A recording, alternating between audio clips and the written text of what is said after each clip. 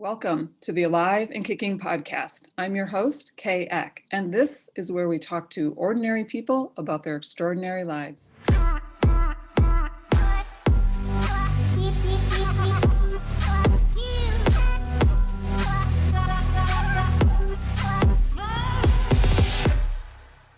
Welcome back to the podcast, everybody. I'm delighted to have with me today the beautiful Elizabeth Rago. Welcome, Elizabeth. Thank you so much. I'm so excited to be here and chat with you today. I'm so excited to be here with you because as I was kind of looking at some of you do a lot of stuff, so I want to get into that. But as I was kind of browsing through some of the things that I know you do, I think like we have so many commonalities. And I'm excited to explore some of those. One of them is that we love what I refer to as the domestic arts. Yes, truly. It's so much fun. Yeah, I am a Taurus, and so Me too. yeah, that makes sense. So creating a comfy nest is like, high on my list of priorities. So we'll get into that in a little bit. But I wonder if we could start out today by talking a little bit about all of the things that you are up to. I know you're a writer, and I'm just going to hand it over to you, and let's talk a little bit about what you're up to. Well, you are correct. I do lots of things. Currently, I am a freelance writer, and I am also in a master's program to become a secondary education teacher with an emphasis on humanities.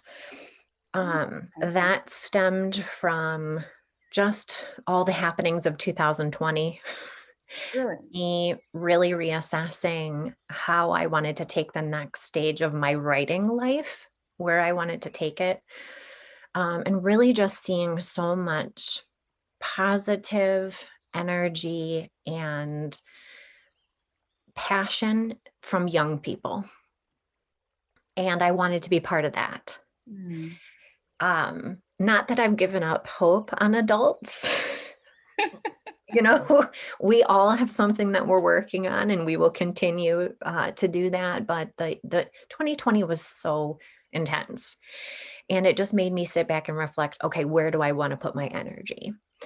So what I'm doing is now I'm shifting from exclusively freelance writing as, a full-time job to pay the bills to getting my master's degree and my teaching certification.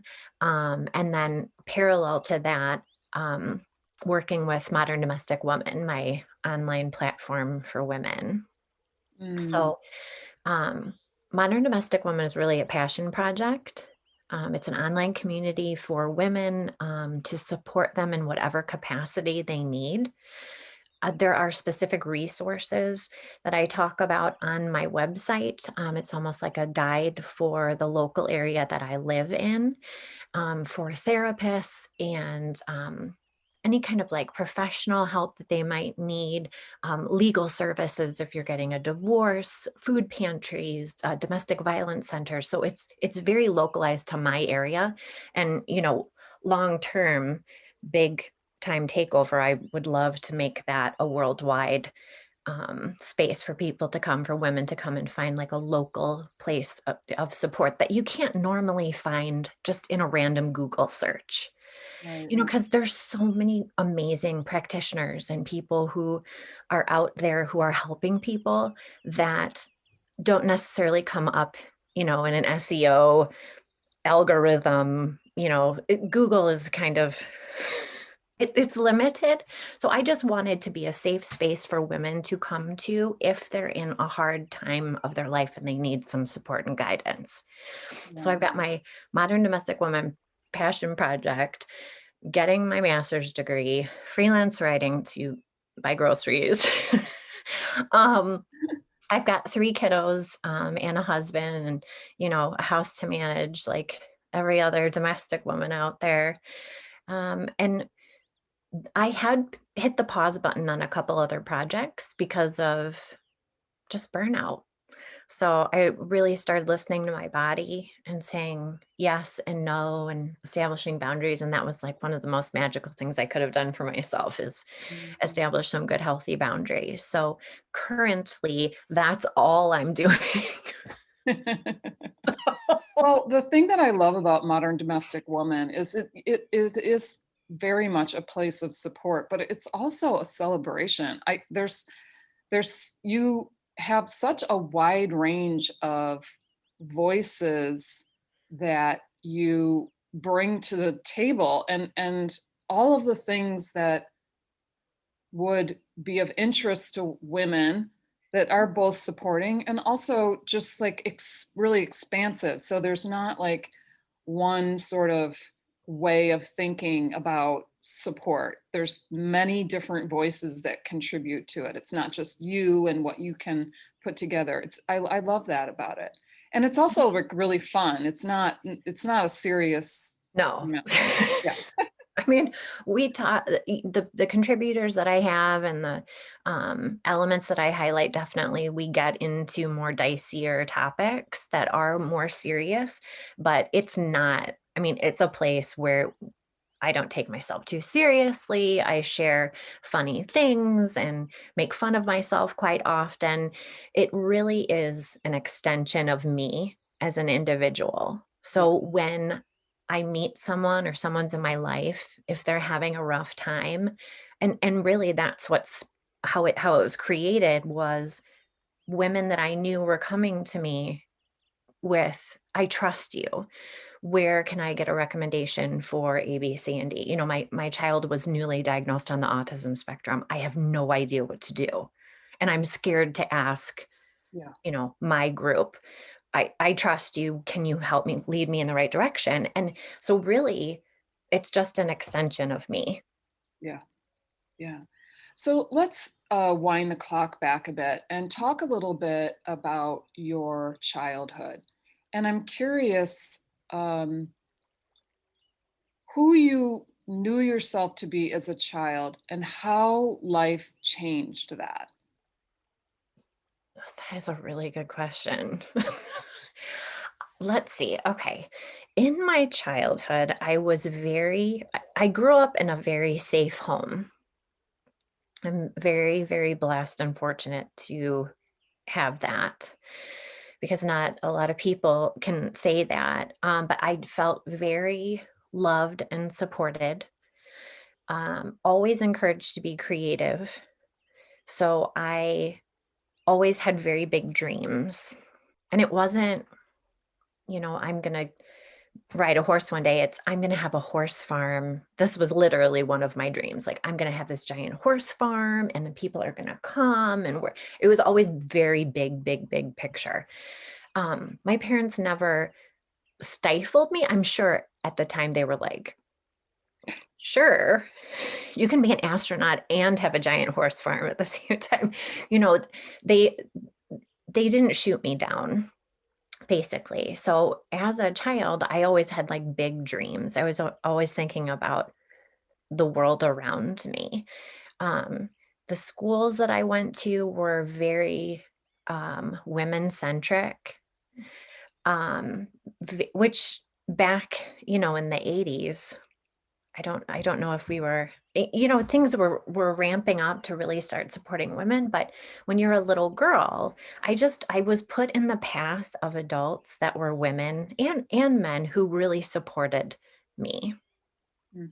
Now of course there were some stinkers peppered in, that weren't as encouraging, but I felt that I had a really good um, support system rooted from a young age. So in my childhood, I felt like there was no stopping me. Maybe a little scattered, maybe a little too imaginative and like living in my own head, but that was okay. Nobody ever put me down for that. So my childhood was pretty nice. And then life happened. And then I went out into the world. So, I still think that that little girl lives in me today. And now in my 40s, I'm like searching to get her back, Mm, mhm. but with a newfound wisdom. of age and things happening to me. So um, after I got out of high school, I went into college. I was away from home, had the usual college experiences, um, went out and played with different experiences with different groups of people. I think I was at first a little afraid to venture out into the world because I lived in a bubble as a child. It was very safe. But I was very curious to get to know people who weren't like me. So that was fun. Um, and just very eye-opening because I was able to see into the world and start making my own opinion about how to connect with people who were so different than me. And that could be anything. That could be, their background, it could be their belief system. So it was just it was an interesting time for me. I got married after I left college, and about 5 years after that, we started having children, and that was a game changer. Yeah. They always say, whoever they is, that children change everything, and they really do. Um, I think because of the bubble, the childhood bubble, um, I was teetering on a judgmental me and a very compassionate, sensitive me. Mm. So in my 20s, as I went from being in college, still kind of in a bubble, and then going into the working world and I worked in corporate for a while, in sales, I worked in education. Um, I was almost wrestling with myself to find my true self. So, on one hand, I was kind of mean to female coworkers. And I'm not proud to say that at all, but I've always been very open with that. So in my 20s, there was almost like not voices in my head. But you've got that inner prompting of, oh, that girl or that woman is doing better than I am. And then a tinge of jealousy would come out. And then I would, with humor, bring back the attention to me, and in that way, maybe embarrass the person that was doing better than me. Mm. It was really petty, really horrible. And in fact, I've apologized to some of the people that I've done that to so much. I've changed so much. But then at the same time, there was this voice saying, "That's not really you. Mm. This just isn't you." So I was wrestling with that. Then, in my 20s, I was, you're young, you're full of hope, you're bebopping around town, and you've got a decent income. And then the children came, and I got to see a life and care for a life that wasn't my own. And the thought of someone doing the things and just being petty and mean like I had been to some of my like coworkers or friends, that really bothered me. Mm. And I thought, I can't be that way anymore. Wow. And it takes time because when you start having a habit, you have to kind of do the replacement principle, like replace it with something else. So I really started exploring like a spiritual side of myself and like a higher power. Um, and really, it was because I was caring for this little human being, and I wanted to probably put him in the same bubble my parents put me in, you know, Mm. and at least give him a foundation of self worth, happiness, safety. And so that I feel like that's really when things started to change for me. And I really started to tap into my own true self. Wow. I started to ditch the drama. I couldn't do it anymore. my life was so dramatic under my own home, under my own roof, that I couldn't bring any more of it into my own life. Now, that's not to say that things didn't go wrong, but it was intense. So fast forward a couple of years, my kids are now, I have 3 children. They're starting to be in school, they're independent, they're going out into the world. And we went through about 5 years of family trauma. And that was in the form of financial trauma. We had to file bankruptcy. Not going into a long story, but we had a lot of financial problems. My husband was in a car accident, which resulted in lots of medical bills. So there was this sense of urgency for us to start living the way we wanted to like truly live. Wow. So we went through this financial trauma. My husband was in a car accident. Then he got in another car accident, like back to back. So his back literally is in a bad place. But that put such stress on our family. We moved 3 times in like 5 years. We had to do a short sale on our house. Like all those things are in the top stressors of life. And then just when we started to find some relief, both my husband and I were like gainfully employed. We were doing really well. My son really started struggling, and he was hospitalized. He was 10, so Wow. a little guy. It turned out that he was on the autism spectrum. He was a late diagnosis because he was super high functioning. Mm. He was super social. He was all the things that your typical autistic kid was not, which is a misconception because a lot of people on the spectrum are super social. But he always got good grades, got along with kids pretty well. But then our whole life just kind of came crashing down around us when he was in the hospital. So that too was a huge turning point. Just for me as an individual, as a parent, as a woman, I got to see at that hospital people who were hurting so badly. Yeah. The parents who were there supporting their kids who were going through horrible stresses and, self-mutilation. I mean, I was talking to these people who were so hurt, and all they wanted to do was be safe and be heard. And that's a lot. I mean, it knocked me off my feet. Yeah. I'm an empath, so I take on a lot of things. But after all that time, that 5 years of this chronic stress coming at us as a family unit, I really just realized like every single person is working on something. And I cannot, no matter what I might think I know, I cannot judge.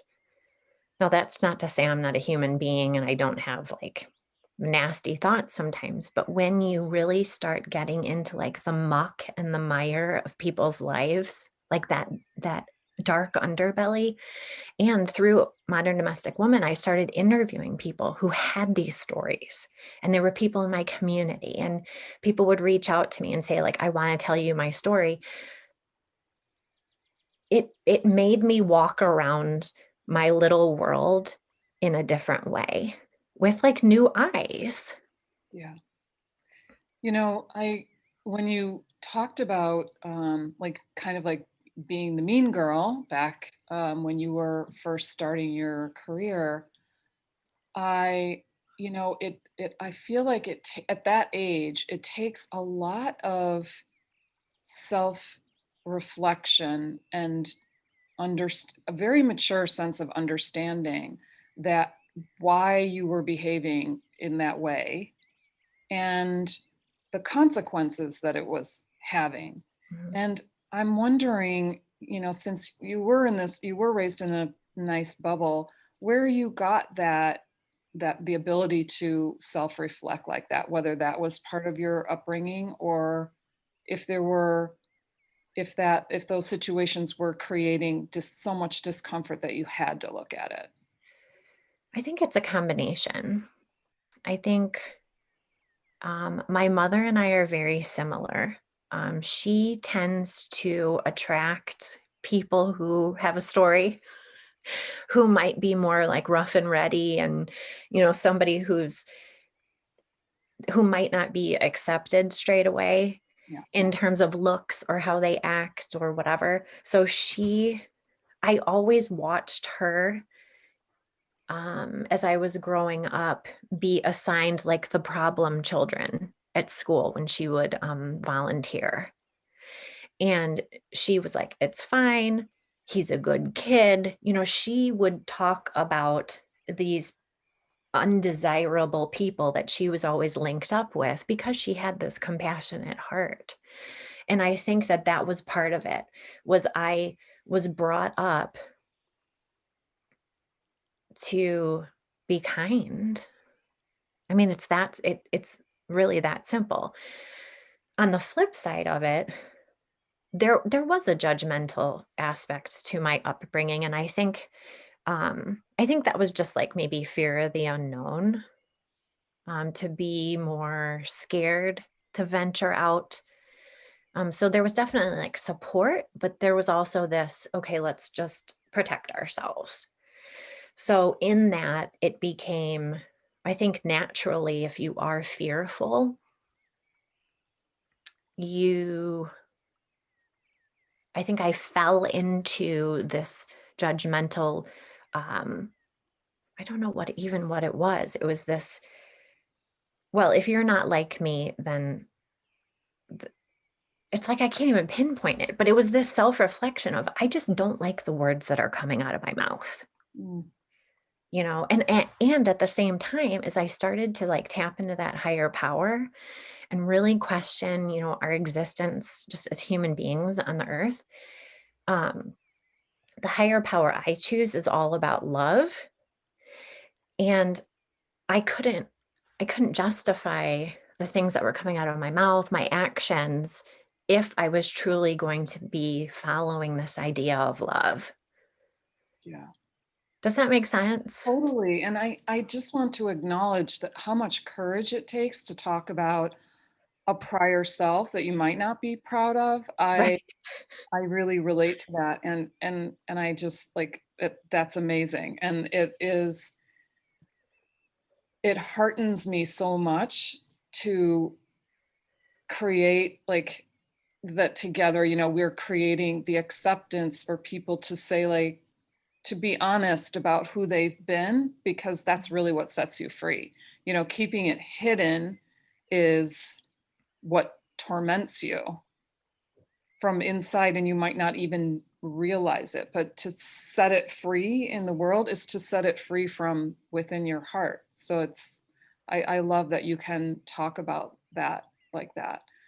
So, and it also is kind of amazing to me that you and I had the completely opposite upbringings and experiences as children, Mhm. and yet it's almost as if no particular childhood can shield you from the life lessons that are heading your way. It's like Right?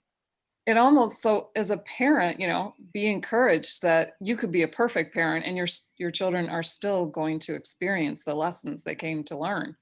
You know, Exactly. Yeah, you can't shelter human beings from the world. Eventually, they're going to have to venture out, and all you can do is just provide them with, a well-rounded thought process of how to deal with stress and to be compassionate with others, which actually takes a lot of the pressure off parenting. I'm not to say I don't have like mom guilt 24/7, but a lot of times I'm like, you know what? If my child is happy in what they're doing in their life, if they're surrounded by people who love them, and if they bring something positive to the world, then we're in a good place. so you went through really cataclysmic trauma Mhm. and sustained trauma over, sounds like, quite a few years. Yes. How were you able to cope with that as you were going through it? And have you felt that there needed to be a period of recovery from it? So that's an amazing question. I'm currently in recovery from it. So we came out of the trauma about a year and a half or 2 years ago. Um, no, probably like a year and a half. Like we gained financial stability. We got the right help we needed for my son. I was actually going through a lot of physical ailments because of the trauma that we had gone through. Um, but now is my recovery time, like right now. I really we encourage people and especially women. Well, we encourage everyone to just like pull up your big girl panties and press on and work through it and like toughen up. And I don't think that that's the right answer. I'm all about being driven and saying, you know what, this is a hard situation, but I'm going to push through it. But I pushed through so many things consecutively that my body and biologically and my spirit and my mind were in a state of fight or flight 24/7 for years Mhm. because I thought, what's going to happen next? Yeah. Because things kept happening like small, well, it's not a small thing, but like our identity was stolen. And then my husband got in a car accident, and then our identity was stolen again. And, my child was in the hospital, and then I had, like, paralysis of the face because of the stress that was going on, and I was working 3 jobs, and I was pressing for it and pressing for it and pressing for it and being, like, strong, but then that's not sustainable, and you crash and burn, and that's exactly what I did. So I the way I got through was from writing. I did a lot of writing. That helped me. It's almost like journaling. I started Modern Domestic Woman like during that time. Wow. Almost. Well, in my morning, what's funny is you had talked about how um Modern Domestic Woman is like a celebration of women and domestic goodness and stuff. And every morning I post something called the Morning Pretty. And it's just a beautiful image. It could be anything. It could be a flower, it could be a person, it could be a house, it could be, a cute nook. And literally, that came from the fact that I just wanted something nice to look at when I woke up in the morning because I was so filled with fear and dread of what the day was going to bring that I needed something nice to start my day. Wow. And I started the morning pretty for myself. Wow. Wow. And I have goosebumps all over me. it I mean, when I think about the beginnings of how Modern Domestic Woman started, that was really a lot of therapy for me. So my writing, the things that I posted, I was really talking and counseling myself, Yeah. searching for resources and thinking someone else out there has to be feeling the same way that I am. Like, I can't be this crazy, you Yeah. know? By myself. Yes, yes. And once I started putting it out there little by little, I would get responses. Now, and that wasn't in the form of thousands of followers and, um, you know, being interviewed. It was private messages from women saying, I'm too scared to say this out loud. I can't share this with my family. I'm going through something similar, or what you said really touched my heart. I just want you to know that I really appreciate that, even though I don't even comment on your stuff. So that's what kept it going. Mm, yeah. So at the same time, I, was seeing therapists. I'm not ashamed to say that I still am on medication, and that's fine. Yeah. You know, sometimes people choose to take medication to help out that biology, that gap, whatever they're missing or they're needing more of. And I believe in a higher power, and there's a lot of disagreements of whether or not you should take medication in my religion. So I'm a Christian, and I do get a lot of slack from other Christians about taking medication, that I just need to pray. The good thing is I pray all day. But in my belief system, I believe that God, this higher power, created every human being with a unique talent. And I find therapists and clinicians to be so talented to unravel someone's mind and give them suggestions and give them coping skills and encourage and listen to the deep, dark things. That is a talent. Yeah. So I've had some amazing therapists along the way. During this time of recovery, I actually discovered a trauma therapist, and she's specifically, and I didn't know I had trauma. I just thought I was living life Yeah. because my trauma was little. Right. I wanted to speak to that because while you were talking about these various traumas, like they're not little, obviously, Mm-mm. they're huge. You were minimizing them probably. Yes. But also, I had a teacher who once said that trauma is anytime the world ended up being different than you thought it was going to be. Hmm. And that is like, wow. Yes, that's Yes. a traumatic experience when something happens that was outside of what you expected. Hmm. And, you know, you could name 1,000 encounters that fall under that category. And the significance is that they change you. They Yes. change you in some way that isn't always easy to cope with. So I love that you talk about, all of the things as being traumas, not just like hard knocks or like, life happened. This Right. this is deeply traumatic to who you were. Shift. Truly. And I think as women, we minimize it. It's oh, well, someone else has it worse. Right. Or at least I wasn't raped as a child, Mhm. and then you you minimize it and minimize it and minimize it, and you're like, well, I'm just going to toughen up and push through. And again, that's not sustainable for your body, for your mind, for your spirit. It's just not.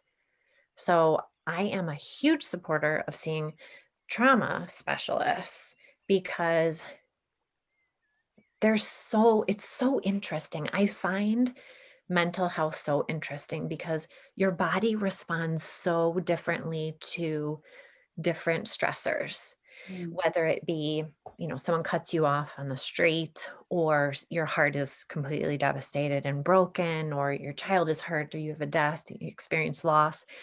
Our bodies respond to that trauma in a certain way. But the great thing is, and this is where my recovery is coming in, is you can make different neural pathways. So if forever I'll give you an example of my own. So I have anxiety. Um, and I've really noticed it affecting my life since I was in college. Um, so when we were in this great time of financial stress, every single time I would go to the grocery store, I would have an anxiety attack, because I was like, I have this amount of money to spend. I cannot go over this amount.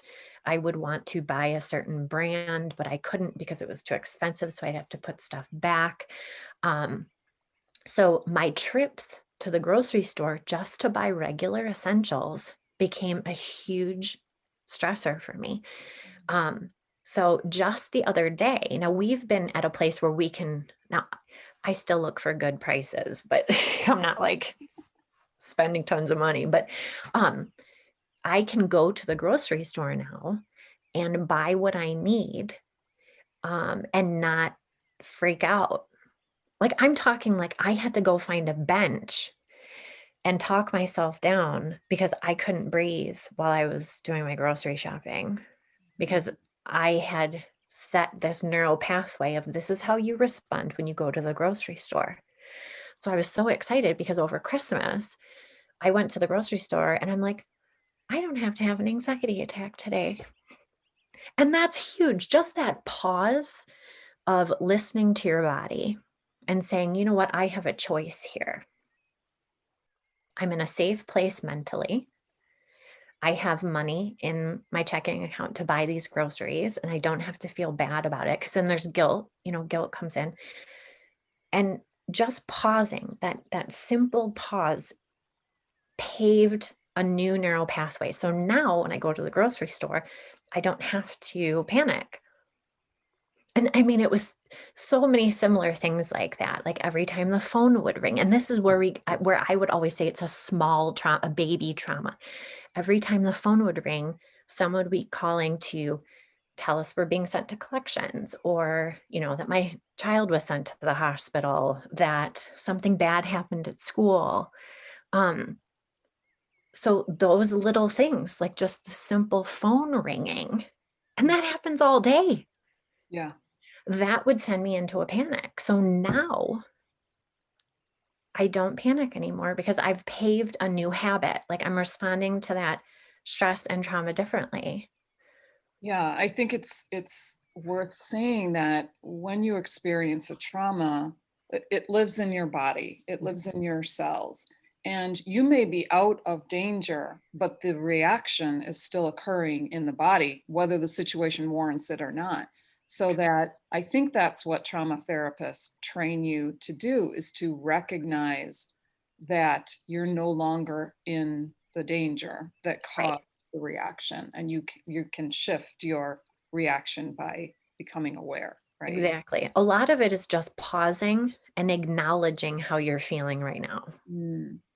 Uh, I experienced something similar in that my children are all in their 20s, and it's a period of time when they are out living their lives and they don't report into me regularly. And so when any of them call me, I just naturally assume some disaster has happened. Right. And even though, for the last 100 times that they've called me, there's not been a disaster at all.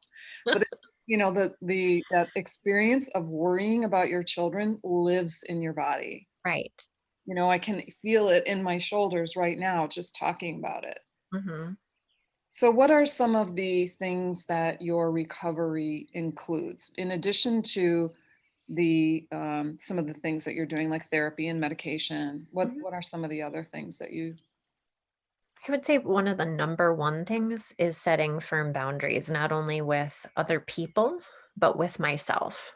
Mm, I'm a yes person. I love saying yes to things super duper quick before I can just pause, decide whether or not I can do it. So, really setting boundaries with myself and saying, you don't have to answer yes straight away. Establishing boundaries with other people. That has been part of the recovery. And once you start to establish healthy boundaries, it's actually kind of fun. Because then if someone asks you to do something and you're like, no, I don't think I'm going to do that, it's very empowering. mhm. That's like Very a empowering. mastery, like developing mastery, and Yes. And the problem is that you do get pushback once you start setting boundaries, because you're going to have to start saying no to people or things. So you just have to uh, I had to assure myself that it was okay to say no. So that's been a huge part of my recovery. I do I do yoga just in my home. I watch like somebody on YouTube. I try to be as active as I can because on days when I'm feeling all the extras of life and I can't physically move, I just always feel like those days that I feel extra great or just a teensy bit energized, I need to like try and work out. And we do something in our family called laps. We do a lap, and that is where we just do a lap around the block. Um, And we can do that alone. It's if we're stressed out or if we want to talk, like I want to talk to my husband about something. We say, "You want to do a lap?" Um, my son has a lot of sensory overload stuff. So to get him grounded, he says, "Can we do a lap just so I can step away from my computer?" Because we've had a lot of, it's a lot of screen heavy living right now. Yeah. So they often need a lap. So that's just something silly we call it. We're just taking a lap. Um, I I love do. that because that's like, that is the pause. That's Mhm. timeout, like a Yes, good timeout, not like a negative timeout. Like, exactly. Or like just anything that's grounding. More green, less screen was has been our mantra. Um, and the 5 4 3 2 1 technique, where if I feel like my chest tightening or I feel like I can't get away and do a lap, I can observe, 5 things that I can see. Um, and then I don't really say it out loud, but if you say it out loud, it's even better because it then interrupts the thoughts that are going on in your head, like the negative thoughts. So, like 5 things you can see, 4 things you can hear, 3 things you can touch, taste, and smell. hmm, And wow. just taking, and it doesn't take 5 minutes, but just taking that couple minutes to identify your senses is so helpful Hmm. in like getting grounded and just interrupting that train of thought or, you know, slipping into some kind of an anxiety attack. It just kind of puts it at pause. So is that meant to take you out of your mind and into Head. your body, Mhm. into the present moment experience of your body? Very much so. I It's had about That's genius. I have not heard of that technique before, but that's genius. I hadn't either, and it's amazing. Yeah. It because it literally just interrupts whatever is happening. And even if you do it angry or, you're feeling so overwhelmed, you're like, "No, I'm just gonna do it. I'm gonna tap into my senses just for this minute." It just gives you that little bit of time for the practicalness of your mind to catch up with that emotional side that's getting sucked into stress and trauma and drama or whatever it might be. Yeah. You on Modern Domestic Woman, which is, I know it's on Instagram. I don't know whether it's on Facebook because I follow you on Insta. So we can talk about that too. But one of the things that I love about you is that you're so open with what you're dealing with in the moment. And you speak very openly about your anxiety and also your love of coffee, I do love coffee, which which might probably be doesn't help related. anxiety.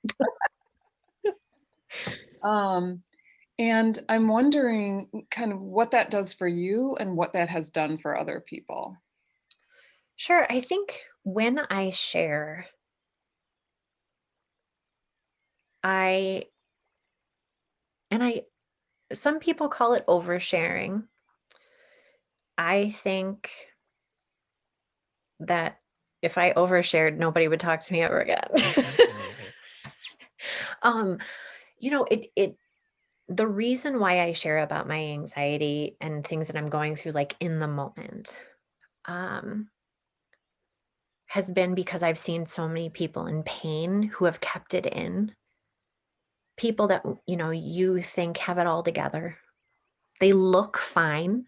They're perfectly coiffed. You're successful. You've got your ducks in a row. But on the inside, it's sheer terror or anxiety.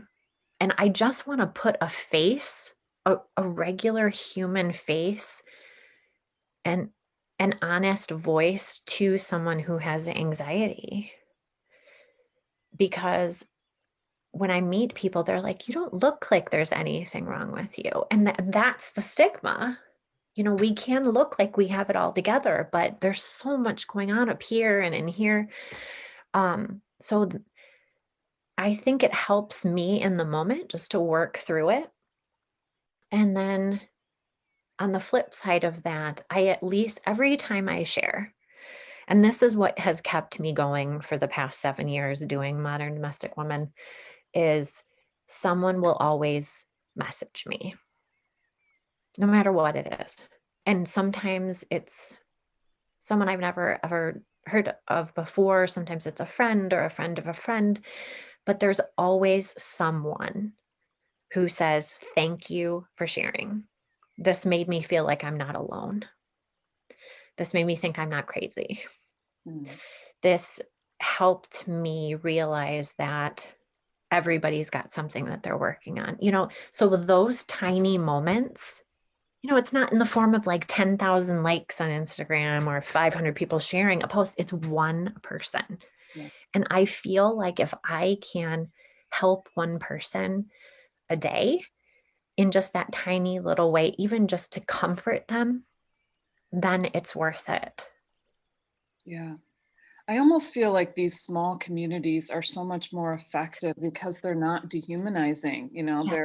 You go onto, there's these giant platforms that people have, and it's great information, but you just feel like a drop in the ocean of like madness, and it's not Right. it's not quite as relatable. So I love the small, intimate network that you've created. It's very, and also I think that in a global existence that we live Mhm. in, the local, bringing it back to something local, it's grounding, and it's like home. Mhm. It kind of like brings the frequency of home Yes. into the sharing, and I really love that. So what's the future look like for Modern Domestic Woman, since you're about to get real busy? Yeah. I took September through December off. I was really burnt out, I think, on the world, just the social climate of everything that was going on. I was very disheartened around August of last year. And I thought, you know what? I have to put a pause on this because I'm not having fun. I'm so frustrated and I feel so disheartened that I need to just pause this. And by this, I meant like writing articles, interviewing people, posting on social. I just wanted to hunker down and just heal on my own. So I did. I just deleted all my apps. And I wrote a letter to people who were always with me reading and said, hey, I'm just hitting the pause button. This isn't going anywhere, but I have to like stop. I need to regroup. I need to spend some time with my family and my plants. And I'll be back. But I have to stop for a little bit. Mhm. And it was good. It was sometimes I mean, I think we all need to take purposeful time to unplug every day, not just when we're so burnt out on it that we hate, going online. So 2020 and then 2019 was me trying to figure out my place in terms of where the Modern Domestic Woman fit in. Because I was having people asking me if I wanted to do like sponsorships for, products. Um, but I'm not a lifestyle brand. Because I lead with mental health, Mhm. um, it's a little dicier. So people don't, whether people like organizations or brands, they don't know how to approach me because I talk about the dark and ugly sometimes. Yeah. Um, and I talk about spirituality and a higher power. So I took that time, my pause, to figure out what do I want to put out into the world? Where do I want MDW to be in the future? Because I never really felt like um, I resonated with being like, a lifestyle brand. Mhm. I mean, and really, I made some boundaries for myself, and I said, okay, I'm not going to do garden walks, even though I did them all through the summer on Facebook. And I would do a tour of my garden, and it was silly and it was fun and people loved it, but it didn't feel right. So I said, okay, I listed all the different things that I did with MDW and all the things I put out into the world. And I said, what is right?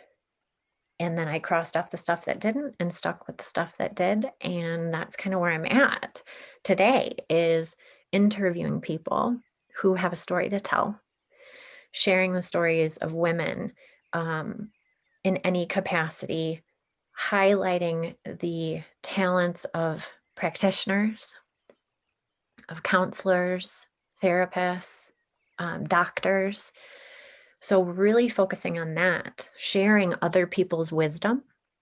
Mm. And then at the same time, still staying true to that extension of me, which is in that morning pretty, memes that make fun of ourselves or are just silly. And then anything that's going to help bring awareness. It's really just a helping site. I just want it to be a safe place for people to come and like take refuge in Mhm. it, knowing that when they pass anything in the blog, on a social feed, that it's going to either like bring a smile to their day or laugh or a head nod. Um, just dig a little deeper. Yeah. Yeah. So, I, and where that'll take me in the future, um, I'm not sure, but I'm willing and open to just keep doing what I'm doing. And then whatever comes my way, I'll just assess it then and decide if it's a good fit. yeah. I think about those memes, they, on the one level, you can think they're, excuse me, just like little silly things. But they also, this is just occurring to me, it has the same effect of disrupting Mhm. the thought pattern. Yes. Like if you have a negative voice in your head, like so many of us do, so negative and so constant that we don't even necessarily recognize it, but a happy meme that makes you Mhm. see things differently, or causes you to like laugh at yourself or to laugh Yeah, at something, it's like that disruption. it is. And it's nice. So I want to be like a happy disruption in people's lives. That's true. Yeah. Oh my gosh, wow. Oh, there's so much that we could talk about, but I time know. is limited, obviously. So I wonder if we could switch over to our lightning round at this. Yes, let's do it. Okay. So some of these I think you have already talked a lot about a little bit, but the first question I have for you is, what gets you through the tough times? What's your top five? Top five, I would say tea, yoga, CBD oil, my family, like my little crew, and my higher power, God. Mm, that's Mhm. beautiful. I love that. How do you like to celebrate? Ooh, I love food. Mm, I love food to celebrate. Definitely. Um, if there's not food involved, celebrating by just having like calm and quiet time to me is really refreshing, because every day is so loud and busy and we're moving and stuff. So to celebrate sometimes is really nice, just to have like a quiet night in, yeah, yeah. or eat, just lots of eating. Yeah, I feel for I'm still in a period of prolonged quiet after 25 years of raising kids, of Yeah. raising four kids. It's taken me a while to Mhm. like really recover from that experience. It's a lot. It's just a loud existence. It is. And it's so active, and Yeah. you're so drawn out of yourself by Mhm. attending to the needs of others, which is a nonstop job. Right. And so to like to curve everything back in, it's just like I've been there for like, I don't know, 4 or 5 years. It's like still, You're in like recovery. yeah. And I think it's going to be ongoing, it's going to Yeah. be, yeah, other forms of recovery. That's so funny. Okay, what role does curiosity play in your life?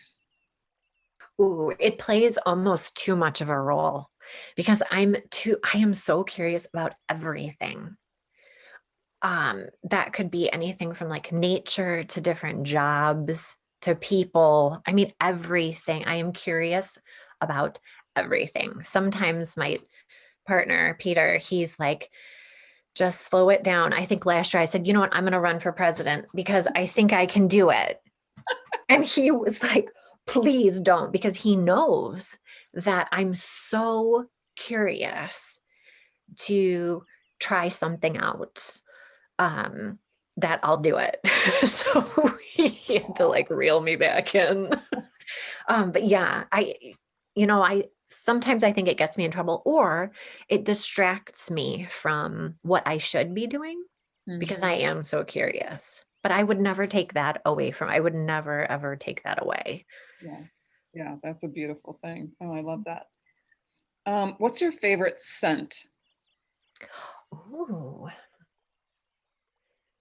Currently, I have this little essential oil that has um, lavender and chamomile and evening primrose oil.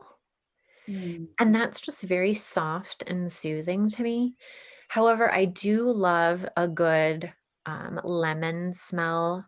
Like if you're cleaning your house, not with like chemicals, but like lemon scent or the outdoors, just fresh air, mm, even if it's cold or hot, just any kind of fresh air. I love, yeah, love that. me too. Okay, so then my final question today is what role does music play in your life?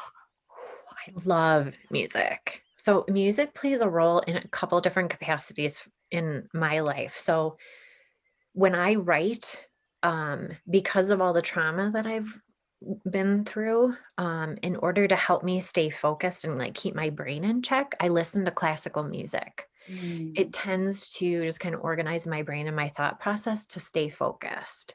mm, So that is one area where music comes into play. We're always singing in my house. I love musicals. I love all types of music. We dance. We have like dance parties all the time. Um, Singing in the car. I do love music. It mm, immediate and again, it's another way for you to cut that negative thought process that's going on in your head. And singing is actually supposed to lower stress because you're like breathing intentionally and breathing deep when you're singing. So, yes, music, I love music, all types. yeah. I have found with classical music, I just came to this realization because you and I have lived in the same area for a while. So I bet we're listening to the same radio station. But I've noticed like from back at the time when I started listening to public radio when I was in college, they had like a mixed NPR Yeah. classical station. And I noticed that sometimes classical music can be quite jarring. And the reason that I was listening to classical music was because of the announcers. Their voices are so calming. They are. They are. I love listening to NPR announcers. Yeah, it's Mhm. Or something. you may the announcers on the classical music station. Yeah, Yes. There's that one gentleman, I can't remember what his name is. I think it's on the same station that we listen to. Yes, just so calm yeah, and yeah. I wish they would talk more. Like, I I want know. to listen to like their voice like all the time. But classical music, some of it's relaxing, and some of it's like can be quite just Depends on the composer. us. Yeah. Okay, so did you bring a question for me today? I did. Yay. So, my question for you is if you could, so no restrictions, doesn't matter how much it costs, it doesn't matter how far or the social climate or the political climate of the country, where would you live if you could live anywhere in the world and why? Oh my gosh. Well, I thought you were going to ask me where would I visit? What's like No, next on my list? No. Okay. Well, live. I feel like I'm a little bit hampered by the fact that I'm limited to the places I've been and experienced, Mhm. so given that, I would have to say, Maybe you haven't been there before. it's possible that I haven't been there, but I would have to say it right now, I would say Iceland. Ooh. Yeah, because I've been there 4 times and I have often thought of spending extended amounts of time there. Mhm. And the drive to be there is a little bit less than it used to be, but one of the most profound things I experienced in Iceland is the profound quiet. It is so profound, it hits you like a hot wind in the face. Wow. And because it's so rare that we actually experience quiet, we don't even realize how noisy our existence is. And they even like a really natural place can have lots of natural sounds to it, but in Iceland there's very little wildlife because there's so few trees, and the interior of the country is all volcanic, so there's not a lot of vegetation, so there's just not a lot of life there. Right. And you get out into some of those places and it's so profoundly quiet. And for some people that's very unsettling, but to me it's like manna from heaven. I Yes. just drink it up. I love it so much. And also they live a life that is like 24/7 nature immersion. Mhm. It's just you're outside all the time. And there's like very little to do outside of Reykjavik that doesn't involve just going being outside. So I guess I would have to say Iceland right now. Oh, I There's love so that. many places. I know, I know. And What the about reason, you?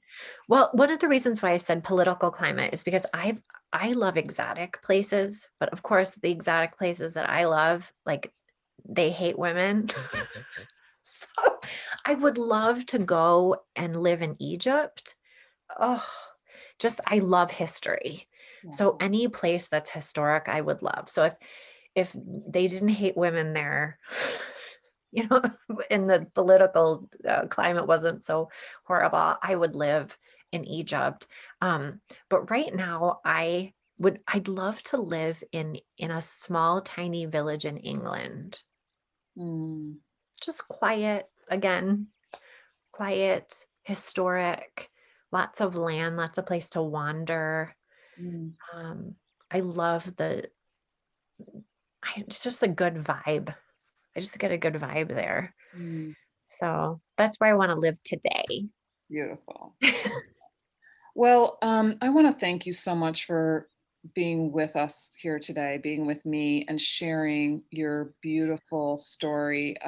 It takes a lot of courage to do that, and it's so deeply nourishing to us all to hear about real life and how you got through it and how you are getting through it and how you're not sometimes. Right. So thank you so much. And when we publish this episode, we'll put all of the information about how to reach you and how to find Modern Domestic Woman and some of your other outlets in the notes so everybody can find you. So thank Lovely. you again so much for being with me. Thank you. It's always a breath of fresh air to talk to you or seeing you on social and what you put out. It's always a joy. I always leave feeling a little bit more full Mm. than like depleted. Oh, thank you so much. That's means so much to me.